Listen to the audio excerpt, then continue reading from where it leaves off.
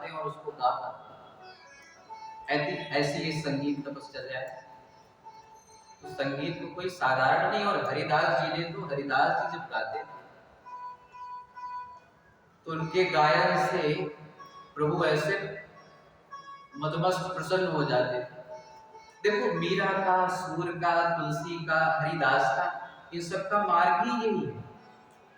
इन सब ने प्रभु को गा गा के ही रिझाया, लेकिन इनके गायन में बड़ी गहनता, तपस्या की श्रद्धा। तो जिसके भीतर ब्रह्म से तदाकारता, और क्या हुआ कि जब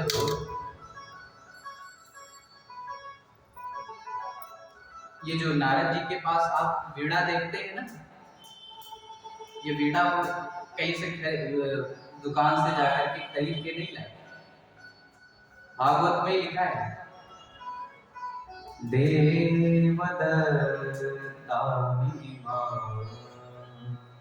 वीणा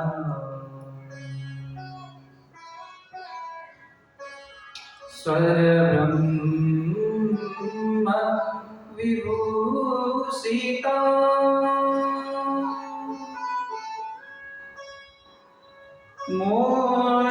मोक्षयित्वा हरि कथा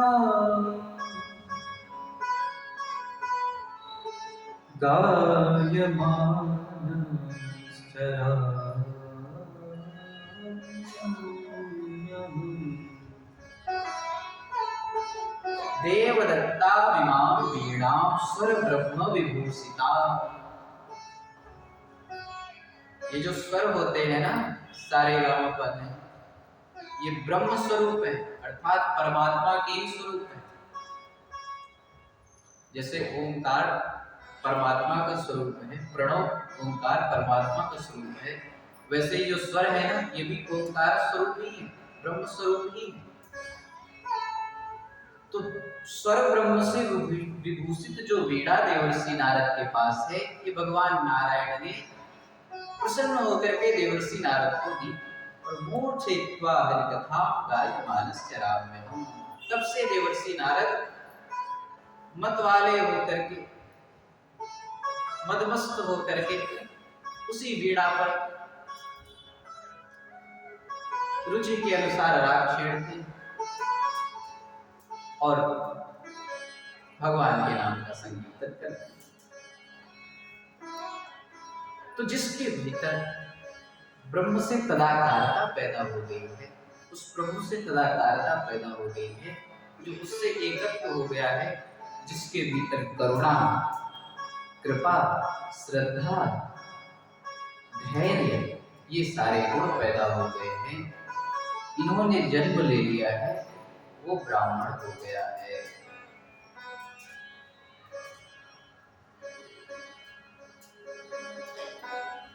सुखदेव जी कहते हैं, राजन, तो जिसे मृत्यु का भय हो, उसे अपने चित्त को एकाग्र करके भगवान के स्थूल रूप का इस प्रकार से ध्यान करना चाहिए।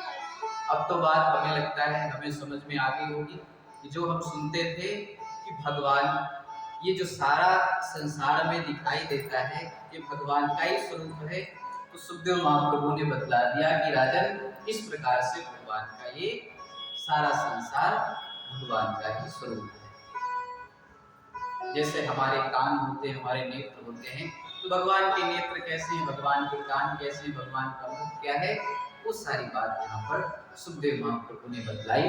और फिर बतलाया कि जो अपने अंतःकरण को शुद्ध करना चाहते हैं, अपने मन को शुद्ध करना चाहते हैं, उन्हें भगवान के इस स्थूल रूप का ध्यान करना चाहिए। और फिर आगे क्रम मुक्ति और सत्य मुक्ति का वर्णन किया है। क्रम मुक्ति का अर्थ है कि जो योगी जन होते हैं, जिनका अष्टांग योग सिद्ध होता है, यदि उनके भीतर इच्छा हो कि मैं ब्रह्मलोक को, सत्यलोक को, स्वर्गलोक को इत्यादि जितने भी लोक हैं, उन लोकों में जाकर के विचरण करूं, वहां के ऐश्वर्य को देखूं, अर्थात अष्ट सिद्धियों को प्राप्त करूं, आकाश में विचरण करूं, अंतरिक्ष में विचरण करूं। यदि ऐसी इच्छा जिस योगी के मन में होती है तो वो योगी क्या करते हैं कि अपने सूक्ष्म शरीर के साथ, सूक्ष्म शरीर क्या होता है, 10 इंद्रियां, एक मन और 5 प्राण अंतःकरण, ये सब मिलाकर के सूक्ष्म शरीर बनता है। तो अपने सूक्ष्म शरीर के साथ निकल करके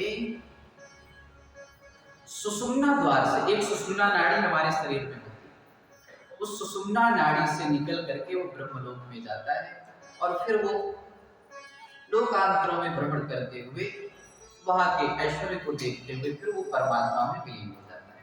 ये हुई क्रम मुक्ति। सद्यो मुक्ति में ये होता है कि योगी अपने 6 चक्रों का भेदन करता हुआ अपने प्राणों को आज्ञा चक्र में लाते हैं। हमारे शरीर में 7 चक्र होते हैं, तो आज्ञा चक्र में लाते हैं प्राणों को और कुछ देर यहाँ पर रोकते हैं और फिर उसके बाद जिसके मन में कोई इच्छा नहीं रहती, सिद्धियों की किसी प्रकार की कोई कामना नहीं रहती, तो वो यहाँ से प्राणों को चढ़ाते हुए ब्रह्मरंध्र में ले आते हैं और ब्रह्मरंध्र से सीधा उस परम सत्ता में जाकर के विलीन हो जाते हैं। बोलो श्री कृष्ण कन्हैया। अब आगे राजा परीक्षित ने पूछा कि भगवान ये बतलाइए, ये तो सब ठीक है, लेकिन ये जो इतना बड़ा संसार हमें दिखाई पड़ता है, ये परमात्मा रचते कैसे? ये जो अनंत ब्रह्मांड, ये इतने सारे ग्रह हैं, नक्षत्र हैं, परमात्मा इनकी रचना कैसे कर देते हैं? जिस परमात्मा के हाथ नहीं, पैर नहीं, जो निराकार है, जिसका कोई नाम नहीं, रूप नहीं, वो निराकार निरुपाधिक परब्रह्म परमात्मा के नाम रूपात्मक प्रपंच कैसे खड़ा कर देता है? प्रभु, हमें तो यही आश्चर्य हो रहा है। जब सृष्टि विषय प्रश्न राजा परीक्षित ने किया तो सुखदेव जी ने कहा कि देखो राजन, अब तुमने ये बड़ा गूढ़ प्रश्न कर दिया है, इसलिए कुछ क्षण के लिए हम भगवान का ध्यान कर लें, क्योंकि सृष्टि के विषय में बड़े बड़े विद्वान भी मोहित हो जाते हैं, इसलिए पहले हमें अपने मन को एकाग्र कर लेने दें। तो आइए हम भी कुछ क्षण भगवान नाम का आश्रय ले लें, फिर उसके पश्चात आगे की कथा श्रवण करेंगे। गोविंदा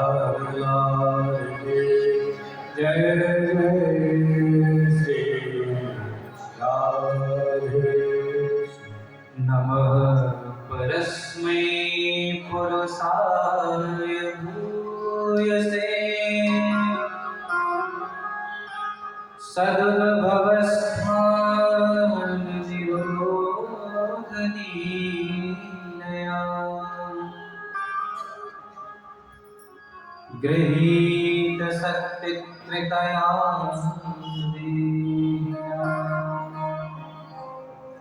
मंत्रभवन प्रदक्षवर्त्मने।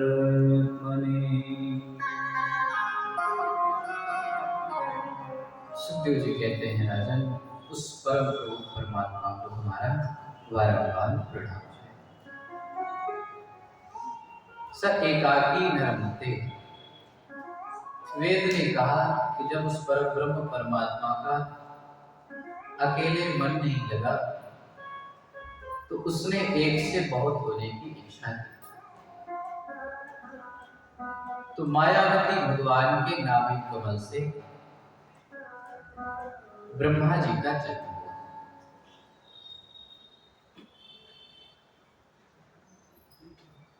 सबसे पहले तो जब भगवान में एक से अनेक होने की इच्छा हुई तो उनमें 3 चीजों का प्रादुर्भाव, काल, कर्म और स्वभाव।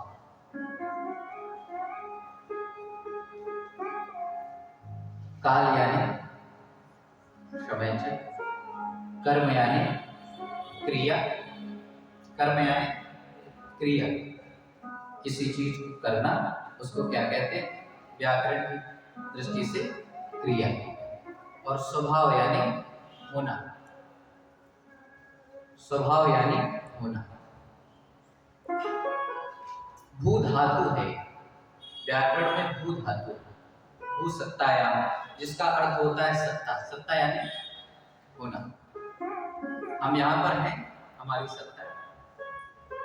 जिससे भवति भवता भवन्ति, ऐसे रूप चलते हैं। तो स्वभाव का अर्थ होता है होना। ये तीन चीजें उस परमात्मा में प्रकट हो। तो भगवान ने माया से अपने स्वरूप में सबसे पहले तो ये समझना कि वो परमात्मा निराकार था, उसका कोई नाम नहीं था, उसका कोई रूप नहीं था, केवल उसकी सत्ता थी। बस वो कैसा था कुछ बता नहीं सकते।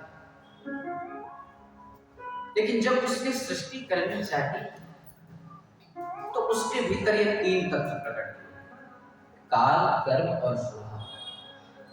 देखिए ये बड़ी गूढ़ बातें हैं, शास्त्रों में मिल जाती है, इसलिए आपसे कह रहा हूं। तो उस परमात्मा में काल, कर्म और स्वभाव, ये तीन चीजें, सर्वप्रथम तीन चीजें उत्पन्न। काल यानी समय, कर्म यानी क्रिया, स्वभाव यानी गुण। माया से इन तीन गुणों को भगवान ने स्वीकार कर लिया। काल से क्या हुआ? गुणों में क्षोभ उत्पन्न हुआ। स्वभाव ने उन गुणों को रूपांतरित कर दिया।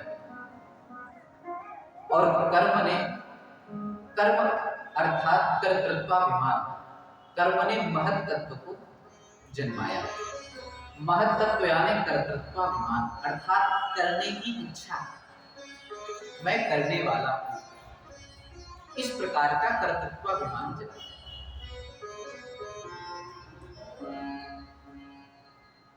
और इस महत तत्व में जब विकार उत्पन्न हुए तो तीन प्रकार के अहंकार प्रकट। वे अहंकार कौन कौन से? वैकारिक, राजस और तामस। ये तीन प्रकार के अहंकारों से फिर आगे की सृष्टि प्रारंभ हुई। अब आगे आपको बात स्पष्टता समझ में आ जाए। सुखदेव जी कहते हैं, राजन, जो तामस अहंकार है, इससे पंच महाभूत उत्पन्न हुए और पंच तन्मात्राएं उत्पन्न हुई। पंच महाभूत क्या है? पृथ्वी, जल, तेज, वायु, आकाश। पंच तन्मात्राएं क्या है? शब्द, स्पर्श, रूप, रस और गंध। ये पंच तन्मात्राएं, ये तामस अहंकार से उत्पन्न हुए। अहंकार किससे उत्पन्न हुआ? महत तत्व से। और अहंकार महत तत्व से उत्पन्न हुआ और वो अहंकार तीन रूपों में विभक्त हो गया, वैकारिक, राजस और तामस। और तामस अहंकार से पंच महाभूत और पंच तन्मात्राएं उत्पन्न हो गई, जिससे हमारा ये शरीर बना हुआ। पृथ्वी, जल, तेज, वायु, आकाश से हमारा शरीर पंच महाभूत से बना हुआ और पंच तन्मात्राएं शब्द, स्पर्श, रूप, रस और गंध, ये तामस अहंकार से उत्पन्न हुए। वैकारिक अहंकार से मन और 10 इंद्रियों के अधिष्ठात्री देव उत्पन्न। सबसे पहले मन उत्पन्न हुआ और फिर इसके देवता, इंद्रियों के प्रत्येक इंद्रियों के एक एक देवता होते हैं। हाथ का देवता इंद्र है, चक्षु का देवता, नेत्र का देवता सूर्य है, कर्ण के देवता कौन है? दिशाएं। पैर के देवता भगवान विष्णु हैं। इस प्रकार से प्रत्येक इंद्रिय के प्रत्येक देवता है। इसीलिए हम चरण स्पर्श करते हैं, आशीर्वाद लेने के लिए चरण स्पर्श करते हैं। सभी के चरणों में विष्णु का निवास है, क्योंकि भगवान जो ये इंद्रिय है हमारी, जिससे हम चलते हैं, चरण इंद्रिय, पैर, इसमें पाद, चरण संस्कृत में पाद शब्द, इसमें भगवान विष्णु का निवास, इसके देवता विष्णु। प्रत्येक इंद्रिय के अलग अलग देवता। ये किससे प्रकट हुए? वैकारिक अधिकार से और तेजस अहंकार से 5 ज्ञानेंद्रियां और 5 कर्मेंद्रियां प्रकट हुई, बुद्धि और 5 प्राण प्रकट हुए। 5 प्राण कौन कौन से होते? हृदय प्राणो उदयपान सब प्राण अपान समान व्यान प्रदान, इस प्रकार से 5 प्राण हमारे शरीर में होते हैं। इस प्रकार से सृष्टि का बड़ा बृहद वर्णन किया और फिर उसके बाद में बताया कि राजन भगवान के नाभि कमल से ब्रह्मा का जन्म हुआ और ब्रह्मा उस कमल नाल में ऊपर नीचे आते जाते रहे और अपना पता लगाते रहे, अपने को जान नहीं पाए, अपने स्वरूप को, अपने नाम को, मेरा जन्मदाता कौन है, ये सबको नहीं जान पाए। और फिर भगवान ने उन्हें अपने स्वरूप का बोध कराया, उन्हें तप करने के लिए प्रेरित किया और फिर भगवान ने ही ब्रह्मा जी से सृष्टि कराई। अब ब्रह्मा जी ने कहा कि प्रभु मैं सृष्टि तो करूं, लेकिन पृथ्वी तो रसातल में डूबी। एक हिरण्याक्ष नाम का जो दैत्य था वो पृथ्वी को रसातल में ले गया। तो सृष्टि करने के लिए तो कोई आधार होना चाहिए, तो सृष्टि किस पर की जाए? तो ब्रह्मा जी सोच विचार करने लगे। तो ब्रह्मा जी जैसे प्रभु का ध्यान करने के लिए बैठे तो भगवान ब्रह्मा जी के नासिका क्षेत्र से ही भगवान वाराह रूप में प्रकट हुए। बोलिए वराह भगवान की। सभी ऋषिगण देवता भगवान की स्तुति करने लगे। जितम जितम ते जित यज्ञ भाव त्रयं तनुं सां परिभृंवते यद्रोमगर्ते सुनिन्दुरध्वरा तस्मै नमः कारणसूत्राय ते। जितम जितम ते जित यज्ञ भावं त्रयं तनुं सां परिभृंवते नमः। प्रभु आपके इन रोम रूपों में अनंत ब्रह्मांड समाये हुए हैं। हे यज्ञ भावन, हे यज्ञ पुरुष, आपको हमारा बारंबार नमस्कार है। तस्मै नमः कारण सोकराय थे, हम सबका कल्याण करने के लिए, हम सबकी प्रीति बढ़ाने के लिए, हम सबके उद्धार के लिए आपने ये वराह रूप शूकर का अवतार धारण किया। और भगवान रसातल में जाते हैं, वहाँ हिरण्याक्ष से भगवान युद्ध करते हैं, उसका उद्धार करते हैं और पृथ्वी को पुनः स्वस्थाने पूर्ववत पुनः पृथ्वी को स्थापित कर देते हैं और ब्रह्मा जी से कहते हैं अब आप आराम से सृष्टि करो। तब ब्रह्मा जी अपने संकल्प से 10 ऋषियों को प्रकट करते हैं। संकल्प से ब्रह्मा जी के प्रत्येक अंग प्रत्यंगों से अत्रि, वशिष्ठ, वामदेव, भृगु, अंगिरा, पुलस्त, पुलह, नारद इत्यादि ऋषि, कोई अंगूठे से, कोई नेत्र से इत्यादि अंग प्रत्यंगों से प्रत्येक ऋषि प्रकट होते हैं। सबसे पहले संकादिक परमहंसों से ब्रह्मा जी ने कहा कि प्रभु बेटा तुम जाओ और सृष्टि का विस्तार करो। संकादिक परमहंसों ने कहा कि देखो पिताजी, हम तो निवृत्ति मार्ग के उपासक हैं, हम सन्यास का आश्रय लें, हम ये संसार के एक गृहस्थी के जंजाल में नहीं पड़े। तो ब्रह्मा जी की बात को नकार दिया।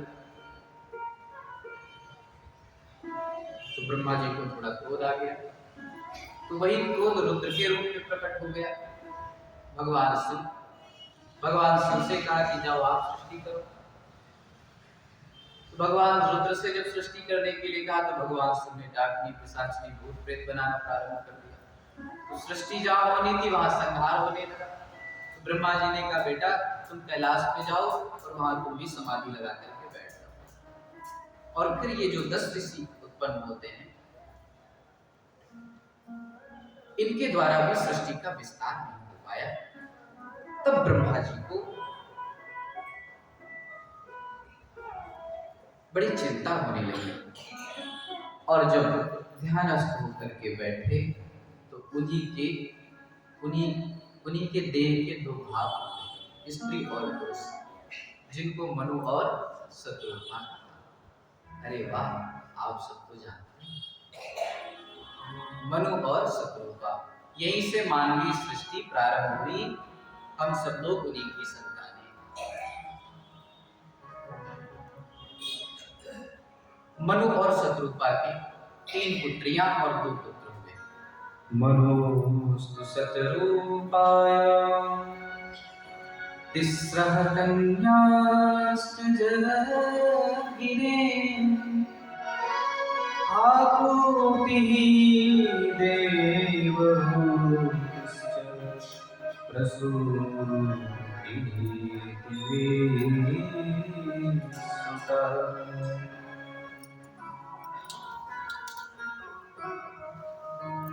देखो, एक परमात्मा जिसका कोई नाम नहीं,